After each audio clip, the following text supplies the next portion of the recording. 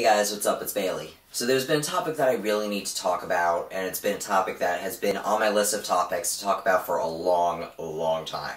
And that topic is something that definitely hits close to home for pretty much anyone in the trans community. And this magical topic is navigating public restrooms.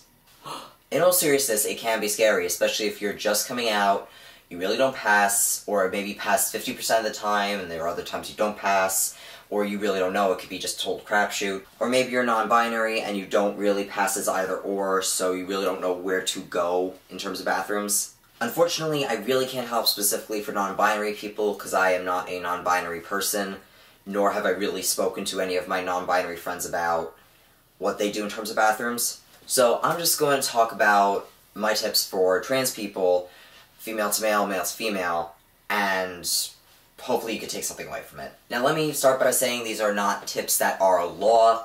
These are tips I've used throughout my transition, so I'm hoping some of you could find some use out of them. So like I remember when I used to go on Tumblr, I had posted some chat thingies, I don't know what they call them anymore, the post where it's like several people speaking or whatever. I posted about tips for trans people, and one of the tips was about bathrooms. Actually, I think that was my first one.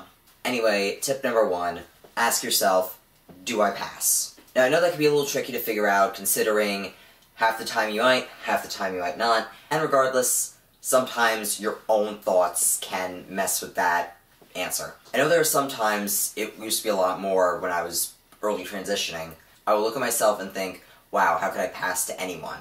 When in reality, I pass to the majority of people I meet. So your own fears can alter your thoughts. If you feel like you pass enough, or if you feel like, you could get in, get out, that's good. If you really feel like you don't know, or you feel like you can't pass, I'd say grit your teeth and use the one that correlates with your downstairs, or try to find a gender-neutral one-stall restroom. Either way, tip number 2 is the I'll go with you hashtag, which is for cis allies of the same gender to accompany you into the bathroom in case something should go wrong. Like, in my case, I could have my fiance come into the bathroom with me, if I felt like I wasn't going to pass well enough. Or if it was a trans woman friend, have a cis woman go into the bathroom with her, just to clear the concept of that. So, just, have a buddy. Now, once you're in the actual bathroom, be very mindful of what you do. Don't look people in the eye, that could be very intimidating, or you're asking for trouble. Now that I think about it, you really shouldn't look people in the eye in public restrooms anyway, it's kinda creepy. Just don't do that, and no eye contact. If you think your voice is going to give away that you're trans, either your voice is too high for guys, or it's too low for girls, just keep your mouth shut.